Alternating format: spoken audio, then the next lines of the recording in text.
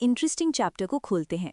हम अक्सर freedom movement पढ़ते वक्त सिर्फ बड़ी सेंटर्स जैसे दिल्ली, बंगाल या पंजाब पर फोकस करते हैं, लेकिन यूपीएससी ने साल 2000 में एक बहुत यूनिक सवाल पूछा नॉर्थ ईस्ट इंडिया के बारे में। सवाल ये था कि त्रिपुरा, जो एक प्रिंसली स्टेट था, वो 20वीं सेंचुरी की शुरुआत में ही फ्रीडम मूवमेंट में कैसे इन्वॉल्व हो गया। सोचिए, एक पहाड़ी इलाका जो मेन पॉलिटिक्स से दूर था, वहां आज़ादी की आग कैसे पहुंची? Question 62 asks, the native state of Tripura became involved in the freedom movement early in the 20th century because Tripura आज़ादी की लड़ाई में जल्दी शामिल क्यों हो गया? A. The kings of Tripura were always anti-British. B. The Bengal revolutionaries took shelter in Tripura. C. The tribes of the state were fiercely freedom-loving. D. There were already some groups fighting against the kingship and its protector, the British. इसका जवाब history की किताबों में कम और India के map में ज़्यादा छुपा है।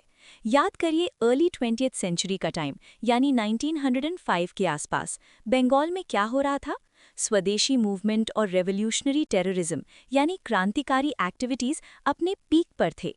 ग्रुप्स जैसे अनुशीलन समिति और जुगांतर अंग्रेज़ों की नाक में दम कर रहे थे। जब ब्रिटिश पुलिस इन क्रांतिकारियों के पीछे पड़ती थी तो उन्हें छुपने के लिए कोई सेफ जगह चाहिए होती थी। बंगाल के प्लेन्स में छुपना मुश्किल था, तो उन्होंने रुख किया पड़ोसी राज्य त्रिपुरा का। त्रिपुरा के घने जंगल और पहाड़ उनके लिए परफेक्ट हाइडआउट बन गए।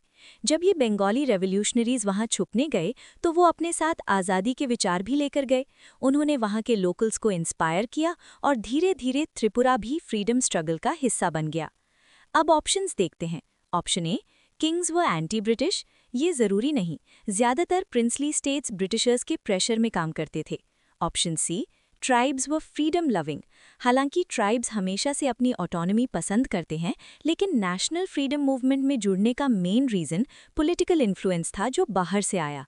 Option B, the Bengal revolutionaries took shelter in Tripura. जी हाँ, यही वो मेन रीज़न था जिसने त्रिपुरा को नेशनल पॉलिटिक्स से जोड़ा। ज्योग्राफिकल पास होने का असर हिस्ट्री पर पड़ा। तो सही जवाब है ऑप्शन बी। की टेकअवे, हिस्ट्री को कभी भी ज्योग्राफी से अलग करके मत देखिए। बॉर्डर स्टेट्स में अक्सर वही पॉलिटिकल हवा चलती है जो उनके पड़ोसी स्टेट्स में होती है। मिलते हैं अगले वीडियो में एक नई कहानी के साथ। जय हिंद।